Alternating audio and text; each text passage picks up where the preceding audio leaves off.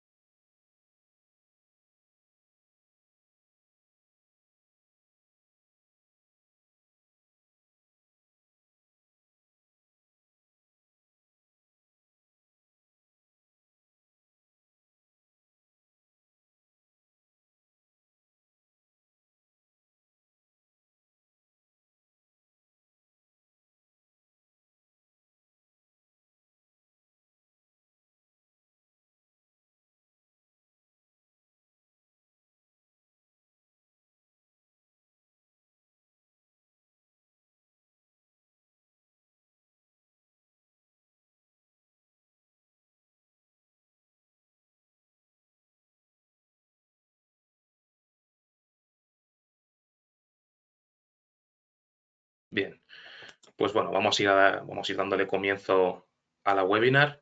Mi nombre es Joao Batista, soy jefe de producto de microbiología en Condalab y hoy vengo a presentaros nuestra Condalab Talks Pharma Testing Series de ¿Es mi medicamento inocuo? Análisis de medicamentos no estériles. Vamos a ver un poquito todo lo referente al análisis microbiológico de este tipo de medicamentos y espero que podamos tener una sesión muy productiva en la que todos podamos aprender mucho. Así que bueno, sin más dilación, vamos a darle comienzo a la charla. Bien, pues ¿qué vamos a ver en esta sesión de hoy? Pues principalmente vamos a desvelar la pregunta de si realmente existen estos microorganismos en los medicamentos. Vamos a tratar la temática de, en primer lugar, qué son estos fármacos no estériles. Vamos a ver también un poco la normativa y la regulación por la que se rigen este tipo de fármacos. Vamos a ver ya dentro del propio análisis microbiológico la preparación de las muestras, es decir, cómo se debe tratar cada tipo de producto farmacéutico no estéril en función de su naturaleza, y veremos las técnicas de recuento, tanto las de aerobios mesófilos como las de mohos y levaduras, como el análisis de microorganismos específicos según lo recoge la normativa. Y finalmente, pues bueno, veremos unos recursos adicionales que también tenemos a nuestra disposición. Bien, pues sin más dilación, ¿encontramos microorganismos en los medicamentos? Bueno, cabe señalar que la calidad microbiológica de los medicamentos es un aspecto fundamental para garantizar la eficacia de estos medicamentos y la seguridad de los pacientes, ya que en el caso de que haya una carga microbiana muy elevada o la presencia de ciertos microorganismos, pues la calidad y la eficacia del medicamento puede verse comprometida, con lo que esto conlleva en cuestiones de morbilidad y mortalidad y los efectos adversos a largo plazo para los consumidores y los pacientes. Es por ello que el control de los microorganismos en los medicamentos es esencial, tanto para asegurar su ausencia en el caso de los medicamentos estériles, como para controlar su carga biológica en el caso de los medicamentos no estériles. Bien, ¿y a qué nos referimos cuando hablamos de fármacos no estériles o medicamentos no estériles? Pues bien, vamos a ver la distinción. En principio, los fármacos no estériles son fármacos que no presentan una ausencia total de microorganismos, es decir, puede haber una cierta carga microbiana, pero lo que sí es muy importante es que no deben presentar microorganismos patógenos. Microorganismos tanto que puedan comprometer la salud de los pacientes como que puedan alterar las propiedades organolépticas del medicamento y que puedan así afectar a su funcionamiento. Bien, a modo de resumen, para hacer una breve comparación entre los medicamentos estériles y los no estériles, vamos a ver una serie de parámetros, como por ejemplo, en cuanto a la fabricación de estos medicamentos, los medicamentos estériles requieren una esterilización terminal, es decir, una vez que se ha producido el medicamento, requieren de su esterilización para eliminar cualquier tipo de microorganismos que puedan estar presentes en la muestra o en el fármaco, y también de una manufactura aséptica, es decir, que el proceso de fabricación esté totalmente ausente de microorganismos. Sin embargo, esto no es necesario en el caso de los medicamentos no estériles. Sin embargo, sí que es necesario que haya un entorno controlado para que no haya contaminaciones de patógenos o cargas microbianas excesivamente altas. En el caso del monitoreo ambiental, los requisitos de los medicamentos estériles son mucho más estrictos, requieren de salas limpias de una clasificación concreta, mientras que en el caso de los medicamentos no estériles existen unas expectativas para el monitoreo ambiental, es decir, hay que tener cierto grado de control sobre el ambiente en el que se fabrican, pero no requieren una clasificación concreta de salas limpias. En el caso de esterilidad, pues bueno, o sea, vemos que los test a los que se someten los medicamentos estériles obviamente es de ausencia de bacterias, mohos y levaduras, ya que no pueden contener ningún tipo de microorganismo. Y en el caso de los medicamentos no estériles, vemos que existen límites para ciertas bacterias anaerobias, hongos, etcétera, pero lo que más se mide es la carga biológica, es decir, se estudia qué grado o qué presencia tienen esos microorganismos en los medicamentos. En cuanto a la calidad, pues bueno, como ya comentábamos, en el caso de los estériles se busca la ausencia y en el caso de los medicamentos no estériles se busca contar cuánto hay de lo que hay, porque en este caso no son estériles, y también se analizan los microorganismos cuestionables, es decir, estos que comentábamos anteriormente, que pueden poner en riesgo tanto la calidad del fármaco como la salud de los pacientes. Y en cuanto a las aplicaciones, a grandes rasgos, los medicamentos estériles generalmente solemos hablar de inyecciones parenterales o aquellos fármacos cuya aplicación está destinada a tejidos sensibles. Sin embargo, en el caso de los medicamentos no estériles, generalmente la aplicación suele ser tópica u oral. En cuanto a la clasificación de los fármacos no estériles, para hacernos una idea de a qué nos estamos refiriendo, pues tenemos varios tipos, como pueden ser los sólidos, como los clásicos comprimidos o tabletas, otros que no son comprimidos, como las cápsulas, polvos y granulados, como los típicos que se suelen tomar para el resfriado, etcétera. Líquidos, que pueden ser homogéneos y heterogéneos. En el caso de los homogéneos tenemos soluciones orales, nasales, ópticas, jarabes, elixires, pues como los típicos corilios, los típicos jarabes para la tos, etcétera. Y heterogéneos, que pueden ser emulsiones, suspensiones, aerosoles, etcétera. También tenemos medicamentos o fármacos no estériles semisólidos, como pueden ser las cremas, ungüentos o pomadas. Y tenemos también, aparte, los sistemas de entrega del fármaco, que son mecanismos por los cuales se administran los fármacos y que no requieren de esterilidad, pero sí de un cierto control. Esto también es importante, ya que la vía de administración de los fármacos no estériles también va a condicionar en parte los controles microbiológicos que van a necesitar. Entonces, esto lo tendremos en cuenta más adelante. Bien, pues una vez que hemos visto la necesidad que tenemos de clasificar los fármacos entre estériles y no estériles y las características que presentan cada uno, vamos a ver la normativa y la regulación a la que están sujetos los fármacos no estériles. Bien, principalmente los fármacos no estériles se encuentran regidos por las farmacopeas. Las tres farmacopeas más importantes, la americana, la europea y la japonesa, afortunadamente han armonizado y dividido el control microbiológico de este tipo de fármacos, lo han dividido en dos tipos de control, el control cuantitativo y el control cualitativo. Es muy importante la armonización de las farmacopeas para que se puedan establecer análisis y se puedan establecer sistemas de control que tengan una efectividad a nivel internacional.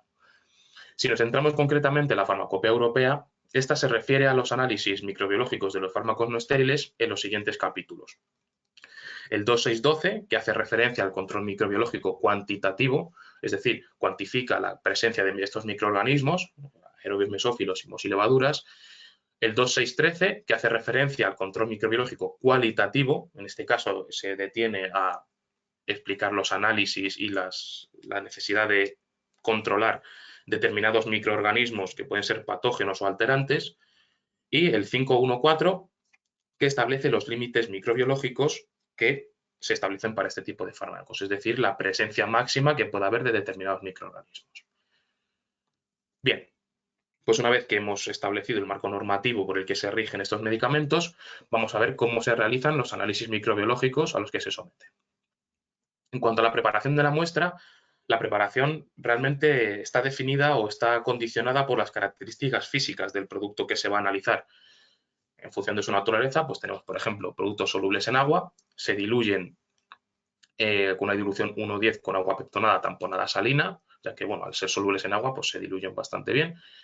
Sin embargo, vemos que en el caso de los productos insolubles en agua no grasos, la dilución se realiza también con agua peptonada tamponada, pero añadiendo 1 gramo litro de polisorbato 80, que es un agente surfactante, que lo que va a hacer es ayudar a la emulsión del producto en el disolvente.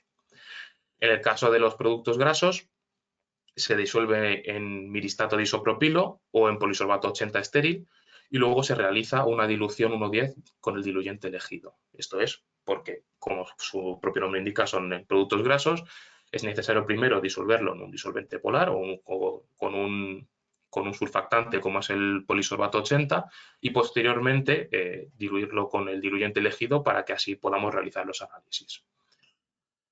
En el caso de fluidos o sólidos en forma de aerosol, se emplearían 10 unidades del producto para realizar el análisis microbiológico y se transferiría o bien a un contenedor estéril o a un filtro de membrana y se emplearía o bien el contenido total de las unidades del producto o un número definido de dosis.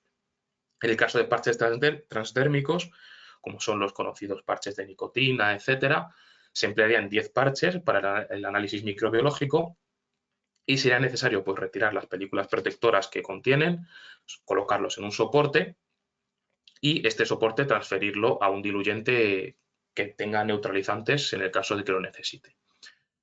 En el caso de las películas bucodispersables, son estas películas que sirven para administrar fármacos por vía oral, sería necesario para el análisis microbiológico disolver 10 de estas películas en agua peptonada tamponada salina o en TSM. Bien, una vez que hemos preparado la muestra, vamos a realizar el recuento o el análisis cuantitativo de microorganismos, el TAM y el TIM. Ahora veremos en qué consiste. Bien, pues se basa en la enumeración cuantitativa de bacterias mesófilas y hongos. Estos deben ser capaces de crecer en condiciones aeróbicas. Entonces, si el producto, el fármaco no estéril, posee algún tipo de actividad antimicrobiana, esta debe ser neutralizada en la medida de lo posible. En la farmacopea existen unas tablas que recogen los neutralizantes para utilizar en función del agente antimicrobiano que contenga la muestra y para llevar a cabo estos análisis pueden emplearse diversas metodologías, como puede ser la de filtración, el recuento en placa o por el método del número más probable, en función de la naturaleza del producto y los límites microbianos requeridos. Esto al final va a depender del tipo de muestra con la que estemos trabajando. Bien, pues para realizar estos análisis microbiológicos podemos utilizar los métodos que hemos comentado anteriormente. En el caso de la filtración por membrana, para el recuento de aerobios mesófilos totales, el TAM, que comentamos anteriormente, únicamente haría falta filtrar la muestra con un filtro y transferir dicho filtro a un medio TSA e incubarlo entre 30 y 35 grados centígrados de 3 a 5 días. Para el recuento de mohos y levaduras totales haría falta lo mismo, filtrar la muestra y transferir este filtro, en este caso a un medio de Strosa Saguro, a una temperatura de entre 20 y 25 grados centígrados por un periodo de entre 5 y 7 días. Para el método de vertido en placa sería de una manera similar, pero se emplearían 2 placas por cada dilución, se prepararía la muestra como he comentado anteriormente, se sembrarían para el recuento de aerobios mesófilos una placa de medio TSA y se incubaría en las mismas condiciones que la filtración por membrana y para el recuento de mohos y levaduras se prepararía la muestra como comentamos anteriormente y se sembrarían 2 placas por dilución de medio de Strosa Saguro. Se incubaría también en las mismas condiciones que comentabas anteriormente. Y posteriormente, el método del número más probable Este es un poco más complejo, un poco más laborioso, pero bueno, en ocasiones es útil. Se emplean tubos que se siembran con determinadas diluciones del producto y se registra para cada dilución el número de tubos que han mostrado un crecimiento microbiano. Posteriormente, y haciendo referencia a unas tablas que se encuentran en la farmacopea, podríamos calcular de una manera cuantitativa, podemos cuantificar el número de microorganismos, el número más probable de microorganismos que se encuentran presentes en nuestra muestra. Bien, una vez que hemos hecho el análisis cuantitativo, es decir, hemos valorado la carga microbiana que tiene nuestro fármaco no estéril, vamos a ver el análisis de microorganismos específicos, es decir, aquellos que pueden ser pues, patógenos o alterantes. Bien, el control de los microorganismos específicos, como comentábamos antes, se encuentra recogido en el capítulo 2613 de la Farmacopea Europea y los microorganismos que se encuentran incluidos en este capítulo son bacterias gram negativas bilis tolerantes, Escherichia coli, Salmonella, Pseudomonas aeruginosa, Staphylococcus aureus, Clostridium y Candida albicans. Ahora vamos a ver detenidamente particularidades de estos microorganismos y veremos el protocolo de análisis para los medicamentos no estériles.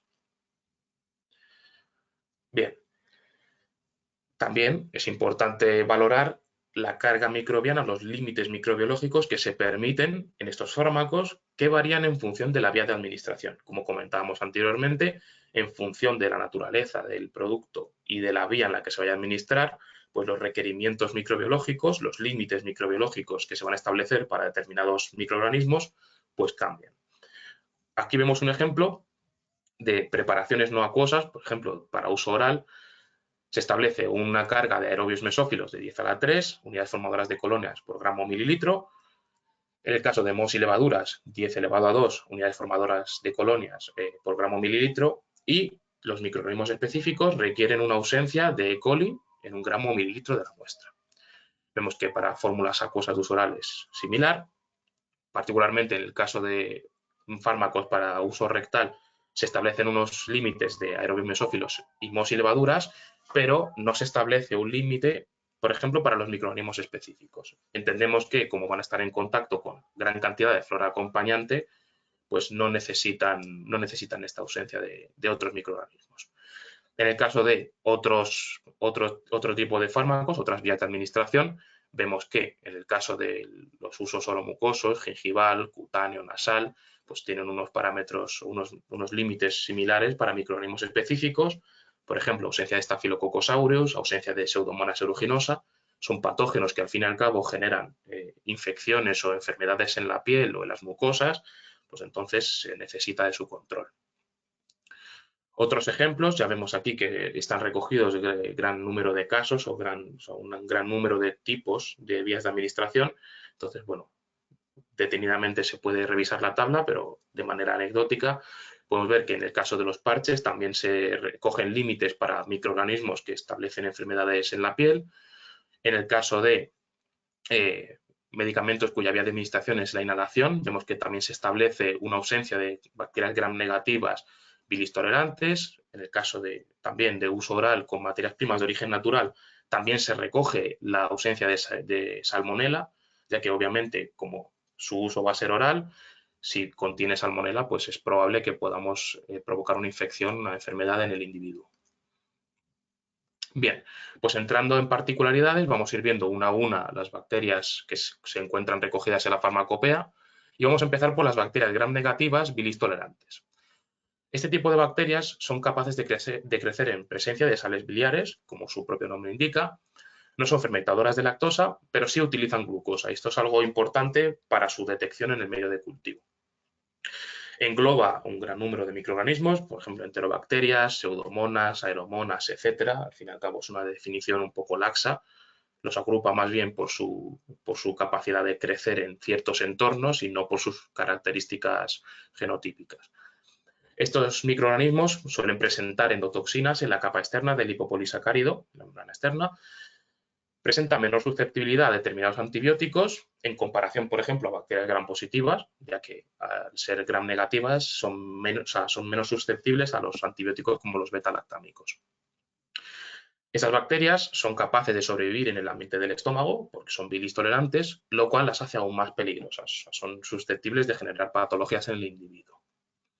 Bien, entonces tenemos dos maneras de analizar este tipo de bacterias en los fármacos no estériles. En primer lugar, un test cualitativo, es decir, un test de ausencia de este tipo de bacterias en los fármacos no estériles, que se realizaría pues, preparando una dilución 1,10 de un gramo de producto en caldo TSB. Se realizaría una preincubación previa, breve, de entre 2 a 5 horas, a 20 a 25 grados centígrados. Posteriormente se emplearía la totalidad del stock preparado y se diluiría en 100 mililitros de caldo de enriquecimiento de enterobacterias Moselle y se incubaría entre 18 y 24 horas a una temperatura de entre 30 y 35 grados centígrados. Una vez realizada la incubación, se realizaría un aislamiento selectivo en agar VRBG y se incubaría entre 18 y 24 horas a una temperatura de entre 30 y 35 grados. En este caso, la interpretación de los resultados sería con lectura de placa y deberíamos ver, en caso de que tuviéramos presencia de este tipo de bacterias, colonias de color rosa o rojizo, con o sin halo de precipitación. Al fin y al cabo, lo que buscamos es bacterias que sean capaces de fermentar la glucosa. La confirmación se realizaría mediante pruebas bioquímicas u otro tipo de pruebas. Bien, por otro lado tenemos el análisis cuantitativo de las enterobacterias o las gram negativas bilis tolerantes, que en este caso la preparación de la muestra y la preincubación sería igual. Sin embargo, en el caso del enriquecimiento primario se realizarían 3 diluciones con la cantidad correspondiente a 0,1, 0,01 y 0,001 gramos del producto en 10 mililitros del caldo de enriquecimiento de enterobacterias de Moselle. Se incubaría de igual manera durante 24 o 48 horas a 30 a 35 grados centígrados y estas 3 diluciones se sembrarían posteriormente en placas de VRBG de igual manera. Se incubaría como en el caso anterior y la interpretación de los resultados sería de igual manera, presencia de colonias de color rosa a rojizo, con o sin halo de precipitación en realidad, y en este caso anotaríamos la menor cantidad de producto que da un resultado positivo y la mayor cantidad de producto que da un resultado negativo. Y en base a estos resultados, con una tabla que se encuentra recogida en la farmacopea, podríamos establecer el número más probable de bacterias por gramo o mililitro de producto. Es decir, podríamos realizar un recuento cuantitativo de la presencia de estas bacterias en nuestra muestra en el caso de que las haya. Bien, la siguiente bacteria que se encuentra recogida en la farmacopea es Escherichia coli. Es una bacteria que todos conocemos, es un bacilo gram negativo, anaerobio facultativo, que se encuentra presente en la microbiota normal de animales y humanos, y aunque la gran mayoría de sus cepas no producen enfermedades, son inocuas para el individuo, incluso en algunos casos pueden llegar a ser beneficiosas para el individuo, ciertas cepas de Escherichia coli pueden producir gastroenteritis o enfermedades del tracto urinario, ya que producen una serie de toxinas. Es por ello que se debe analizar su presencia tanto en el producto terminado como en los sistemas de agua y los equipos. Al fin y al cabo, la gran mayoría de las contaminaciones por E. coli suelen darse en la industria farmacéutica por piletas o drenajes defectuosos o mal diseñados, mangueras de drenaje contaminadas y en ocasiones también por parte de los operarios, a través de contaminación fecal. La farmacopea europea exige su ausencia en un gran número de fármacos, como hemos visto anteriormente, principalmente aquellos que van a ser administrados por vía oral. Entonces, el protocolo para el análisis de Escherichia coli realizaríamos de nuevo, como en el caso anterior, una dilución 1,10 de un gramo de producto en TSB. Incubaríamos esto entre 18 y 24 horas a una temperatura de entre 30 y 35 grados. Posteriormente realizaríamos un enriquecimiento primario empleando 1 mililitro de la preparación anterior en caldo McConkey e incubaríamos entre 24 y 48 horas a una temperatura de entre 42 y 44 grados centígrados. Posteriormente realizaríamos el aislamiento selectivo en placas de agar McConkey e incubaríamos de 18 a 72 horas a una temperatura de entre 30 y 35 grados centígrados. La interpretación de resultados, el crecimiento típico de colonias de E. coli, pues ya vemos que son colonias en las que se produce un precipitado biliar. Es decir, esto nos indicaría la posible presencia de E. coli. Posteriormente habría que realizar pruebas adicionales, pruebas bioquímicas para poder confirmarlo, pero bueno, tendríamos ya un aislamiento selectivo. La siguiente bacteria que vamos a ver es Salmonella, es un bacilo gram negativo, también anaerobio facultativo, al igual que E. coli, en este caso patógeno intracelular. Contamos con dos especies dentro del género Salmonella, Salmonella bongori y entérica, pero son extremadamente diversos. Vemos que contamos con hasta 2.300 serotipos. Estas bacterias son el agente etiológico de la salmonelosis, una infección intestinal que genera diarreas y vómitos en los individuos y que es especialmente peligrosa en personas inmunodeprimidas o ancianos, niños, etc. La farmacopea también recoge que debe existir ausencia de salmonela en los productos no estériles, principalmente y casi exclusivamente en aquellos que van a ser administrados por vía oral por razones que son obvias. A modo de anécdota, un estudio a nivel europeo demostró que casi un 2% de los fármacos que analizaron no cumplían con los requisitos microbiológicos de la farmacopea y se dieron cuenta de que la mayoría de estos medicamentos que no cumplían con los requisitos de ausencia de salmonela eran medicamentos que contenían extractos o principios, componentes de origen natural, por ejemplo, extractos de plantas.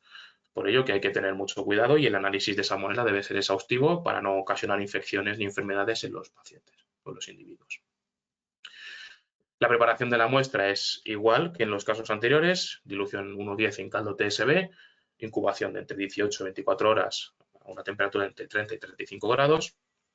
Se realizaría un enriquecimiento primario en caldo Rapaport Basiliadis y se incubaría de nuevo 18-24 horas a 30-35 grados. El aislamiento selectivo se realizaría en placas de agar XLD, que se incubaría pues, en unas condiciones de 18-48 horas a 30-35 grados. Y la interpretación de resultados deberíamos ver colonias de un color rojo claro con el centro de color negro. Posteriormente se confirmaría la presencia de salmonela mediante pruebas serológicas, pruebas bioquímicas, etc.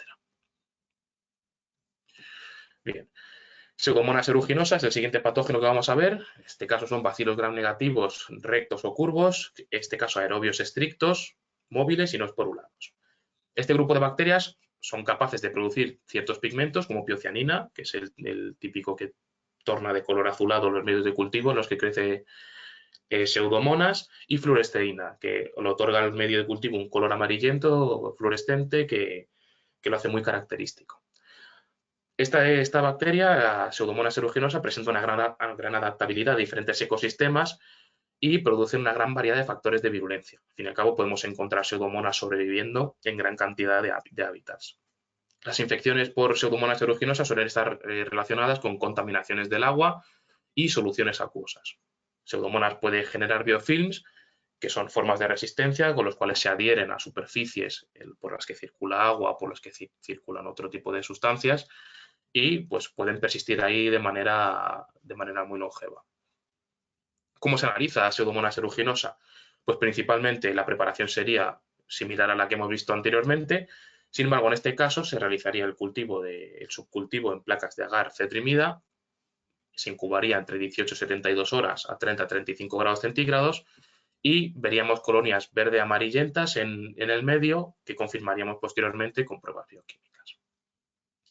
Bien, en el caso de Staphylococcus aureus, que es el siguiente patógeno que vamos a ver hoy, son cocos gram positivos, anaerobios facultativos, que se agrupan en forma de racimos, como su propio nombre indica del latín, y en este caso son microorganismos que también se encuentran en una gran variedad de hábitats, pero principalmente como comensales en los epitelios y las mucosas de los seres humanos.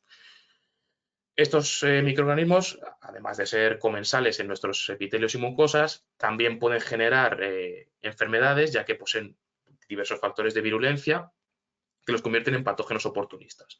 Generan una serie de enterotoxinas que pueden ocasionar enfermedades gastrointestinales y también pueden ocasionar enfermedades cutáneas. La presencia de Staphylococcus aureus en materias primas o en productos farmacéuticos indica principalmente que la fuente de contaminación ha debido ser humana, ya que su presencia en la piel es muy elevada. El análisis de Staphylococcus aureus se realiza pues, de igual manera a los anteriores, dilución 1,10 en caldo TSB, las condiciones de preincubación son las mismas que hemos discutido anteriormente. En este caso se tomarían 10 mililitros del stock que hemos preparado en caldo TSB de nuevo y incubaríamos este enriquecimiento primario, este caldo de enriquecimiento a 30-35 grados centígrados durante 18 y 24 horas. Posteriormente realizaríamos el aislamiento selectivo en agar mannitol sal, medio Chapman, e incubaríamos este medio de aislamiento selectivo a una temperatura de entre 30 y 35 grados centígrados durante entre 18 y 72 horas. Bien, pues la interpretación de resultados deberíamos observar en el caso de que nuestra muestra tuviera presente Staphylococcus aureus, colonias amarillas o blancas rodeadas por una zona amarillenta, un halo amarillento. En este caso también deberíamos confirmar con otro tipo de pruebas bioquímicas para asegurarnos de que existe realmente presencia de Staphylococcus. Bien, el siguiente microorganismo, o más bien grupo de microorganismos, son los clostridios. Este grupo de microorganismos son bacilos gram positivos, anaerobios saprófitos y algunos, como el género Clostridium, pues son capaces de generar esporas. Estas bacterias se encuentran ampliamente distribuidas en la naturaleza, podemos encontrarlas en gran diversidad de hábitats, desde el suelo hasta el tracto digestivo y la piel de los animales y los humanos. Estos microorganismos son responsables de muchas infecciones y muchas enfermedades, pudiendo llegar a afectar realmente a cualquier parte del cuerpo si las condiciones de crecimiento son las adecuadas, ya que tienen unos requerimientos bastante estrictos. La presencia de los microorganismos anaerobios en los medicamentos suele estar principalmente asociada a la presencia de materias primas de origen natural que no han recibido un tratamiento adecuado, como puede ser el talco, almidón, presencia de hierbas medicinales, etc. ¿Cómo se analiza los clostridios o los clostridium en medicamentos no estériles?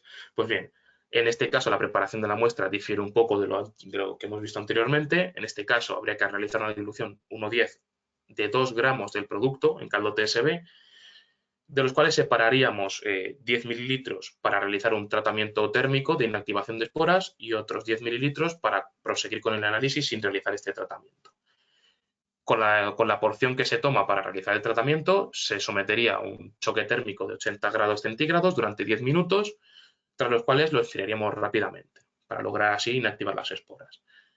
Luego, con ambas porciones, tanto la del tratamiento térmico como la que no hemos tratado térmicamente, tomaríamos los 10 mililitros y los llevaríamos a 100 mililitros de medio reforzado para Clostridium e incubaríamos unas 48 horas a 30-35 grados centígrados. Posteriormente, subcultivaríamos las dos porciones en placas de agar Columbia e incubaríamos, eso sí, en anaerobiosis durante un periodo de 48 a 72 horas a una temperatura de entre 30 y 35 grados. Bien, pues en el caso de que nuestra muestra tuviera presencia de Clostridium, observaríamos colonias blancas o amarillas y, de igual manera que con el resto de microorganismos, realizaríamos la confirmación por pruebas bioquímicas. Bien, y el siguiente de los patógenos, y en este caso el último, sería Candida albicans. En este caso no estamos hablando de una bacteria, sino de una levadura, un hongo unicelular, que se encuentra presente de manera habitual en la microbiota de las mucosas y la piel de los seres humanos. A pesar de que están presentes de manera normal en nuestra microbiota, pueden actuar como patógenos oportunistas si se dan las condiciones adecuadas. En este caso, cuando se produce infección, hablamos de candidiasis, que es una infección fúngica que puede cursar de manera leve como una infección superficial y puede complicarse en el caso de pacientes inmunodeprimidos, seropositivos, ancianos, etcétera, a infecciones sistémicas que pueden llegar a ser potencialmente mortales, como es la candidemia. Los productos más susceptibles a la contaminación fúngica pues son las soluciones oftálmicas, ungüentos, supositorios, etcétera, que contengan ingredientes o nutrientes ricos en hidratos de carbono y ácidos grasos, ya que pues, generarán un ambiente muy propicio para el crecimiento de estas levaduras. ¿Y cómo se analiza Candida albicans en los fármacos no estériles? Pues de nuevo, realizaríamos una dilución 1:10 del producto a analizar en caldo TSB, realizaríamos un enriquecimiento primario en caldo de Strosa saburó e incubaríamos este caldo de enriquecimiento entre 3 y 5 días a una temperatura de entre 30 y 35 grados centígrados. Posteriormente, realizaríamos el aislamiento selectivo en medio agar de Strosa saburó e incubaríamos las placas entre 24 y 48 horas a 30-35 grados centígrados y en el caso de que tuviéramos presencia de Candida albicans, pues observaríamos colonias blancas en el medio. Posteriormente habría que confirmarlo por microscopía y por técnicas adicionales, pero bueno, para un aislamiento presuntivo tendríamos el análisis hecho. Muy bien, entonces, a modo de recapitulación, en esta webinar hemos valorado que existe una presencia de microorganismos en los fármacos no estériles que puede provocar cambios en las propiedades de estos productos y que además puede llegar a ser una fuente de infección y de enfermedad para los consumidores y los pacientes. Existe un robusto marco normativo que regula la presencia de los microorganismos en estos productos nos centramos principalmente en las farmacopeas armonizadas, particularmente la europea. También hemos visto que existen procedimientos estandarizados, regidos también por estas farmacopeas, para el análisis microbiológico de estos productos. Y pese a que no se garantiza la ausencia de microorganismos, ya que la farmacopea no lo requiere, sí que se limita la presencia de estos microorganismos a determinados límites que se encuentran recogidos en la normativa. Muy bien. Y a modo de conclusión también ponemos de vuestro conocimiento que contamos con recursos adicionales para ampliar la información que hemos visto en esta webinar. Contamos tanto con los folletos Condalab Brochure, que tenemos uno particularmente de análisis microbiológico en la industria farmacéutica, donde detallamos los protocolos de análisis tanto para fármacos no estériles como para fármacos estériles. Y también contamos con otras Condalab Talks de la serie de análisis farmacéutico, en este caso la Condalab Talks, desgranando las farmacopeas, test de esterilidad y Mediafil Test, en el que hablamos particularmente de análisis microbiológico en fármacos estériles y el Mediafil Test, que es un test con el que se valora la esterilidad de medios líquidos. Esperamos que haya sido de vuestro agrado la webinar, esperamos que hayáis aprendido mucho, que hayáis conocido cositas nuevas. Muchas gracias por su atención y sepan que tienen a su disposición nuestro correo micro@condalab.com para cualquier duda, sugerencia o consulta con respecto a esta webinar. Y bueno, de nuevo, muchas gracias. Vamos a pasar al turno de preguntas, pese a que vamos un poco justos de tiempo, pero bueno, intentaremos resolver alguna. Sin embargo, aquellas consultas que se queden en el tintero, no os preocupéis, las contestaremos todas posteriormente y cualquier duda que os surja tras la finalización de la webinar podéis consultarla a la dirección de correo que os aparece en pantalla y con mucho gusto las iremos resolviendo. Muy bien, pues vamos a ir resolviendo las preguntas. Venga, animaos. Vamos a ver. Venga, no seáis tímidos. Vale, parece que van apareciendo aquí las preguntas. Muy bien. A ver, vamos a ir con la primera pregunta.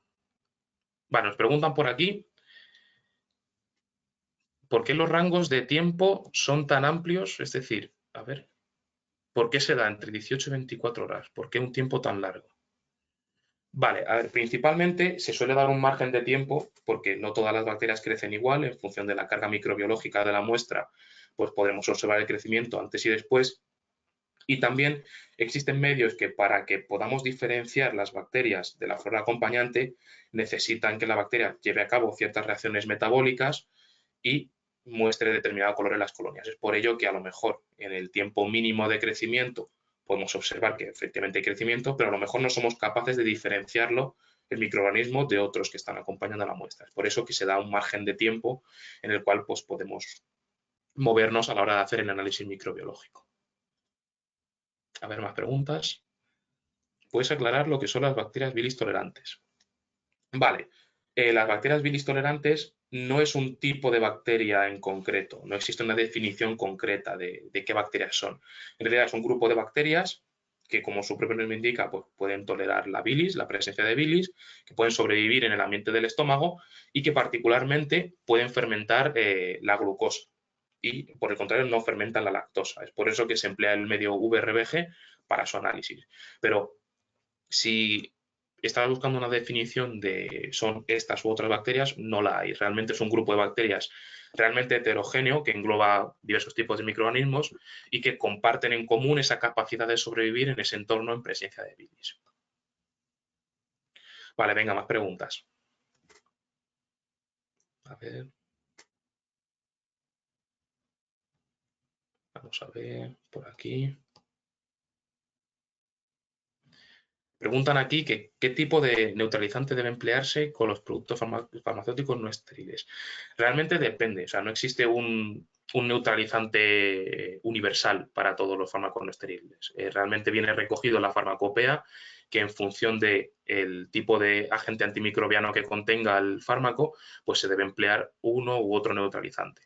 Viene recogido en las tablas de la farmacopea, o sea que es de fácil consulta, está a disposición vamos, de cualquiera que tenga acceso a la farmacopea y debe elegirse en función de las características del fármaco que se quiera analizar. No existe una solución única para todos. Bueno, veo que están llegando muchas preguntas ahora, pero bueno, como vamos un poco justos de tiempo, vamos a terminar la webinar y todas las preguntas que vayáis enviando, tanto ahora como a posteriori, tras la finalización de la webinar, las iremos respondiendo a través del correo electrónico. Y no olvidéis que a todos los inscritos os llegará tanto la versión grabada como el certificado de asistencia. Y nada, por nuestra parte eso es todo. Muchísimas gracias por asistir a nuestra webinar y esperamos veros en las siguientes. Y nada, que tengáis una feliz semana. Adiós.